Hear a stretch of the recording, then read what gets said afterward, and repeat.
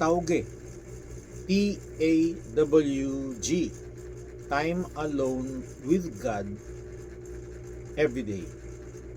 Ito yung 5 letters na ibig sabihin ito, 5 disciplines nating mga mananampalataya ni Kristo. 5 disciplines na kailangan ginagawa natin every day. Alam na natin ito. Tinuturo na ito ng mga pastor at Sunday school teachers. Pero gusto ko lang bigyang diin dahil marami pa ring mananampalataya ang hindi seryoso sa 5 ito araw-araw.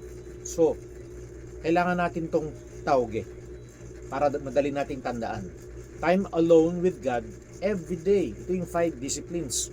Unang-una, read the Word or read the Bible.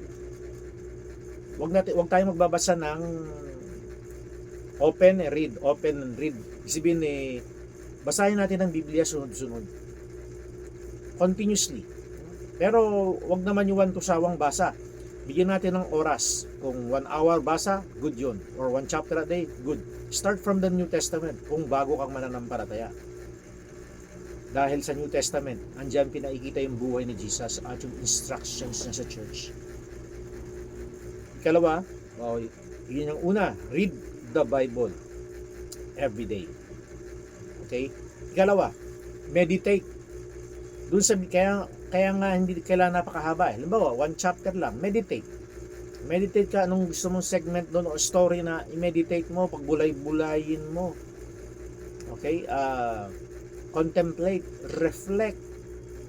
At ini-encourage ko nga mag-journal kami, movement nga ako, meditation and contemplation and journaling movement. Sulat natin. At ini-encourage ko nga yung iba na i-post nila kung gusto nila i-post. Kasi mabe-bless yung makakabasa. I-post sa Facebook or saan man pwedeng i-post. Okay? Wag lang sa GC kasi baka mamaya yung GC, iba yung mga pinong-post doon ma-violate mo yung rules. Ano yung ikatlo? So una, read the Bible, meditate the Bible. Ikatlo, study. Kaya nga may Sunday school sa church.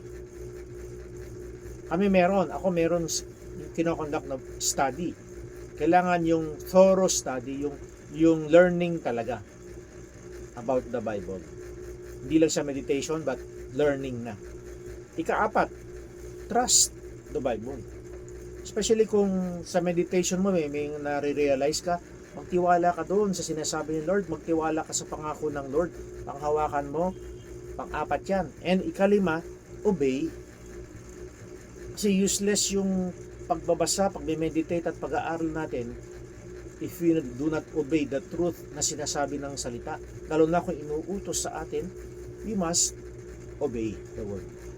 So, sa araw-araw, masasanay ka, kapatid, kamisyon, ka-in love kay Lord, ka-servant. Masasanay ka nito sa araw-araw. And you can, madali pa nga sa yung mag-share sa pulpit or sa harapan or sa Bible study kasi kausap mo na si Lord. Familiar ka na sa teachings, familiar ka na sa doctrines, sanay ka na sa boses ni Lord, makakausap mo si Lord, nangungusap siya sa iyo. Especially sa mga major decisions mo sa buhay or minor decisions sa buhay, makakatulong ang quiet time na to. Tinatawag din natin tong tawge, time alone with God, na quiet time or devotions. Time with God. Ang importante, makafocus tayo sa salita ng Diyos. Ito yung binabasa, minimeditate mo, pinag-aaralan mo, pinagtitiwalaan mo, at sinusunod mo. 5 yan. Or tawge. At hindi ito formula. Hindi ito secret formula. Kaya lang, ito'y gawain na ng mga successful at lumalagong mga mananampalataya noong unang panahon pa. Hindi nagbabago yan. Na maging babad ka sa salita ng Diyos, magpapalain ka ni Lord. Lalakas ka. Lilinaw ang isip mo. Makikita mo ang galaw mo at galaw ni Lord sa buhay mo. Because kilala mo na si Lord. Naririnig mo na si Lord. Every time na meron kang tawge. Kaya pagpalain ka, simulan mo to kapatid. At siguradong gagamitin ka ni Lord. Amen? Magandang araw sa iyo. And Ebenezer.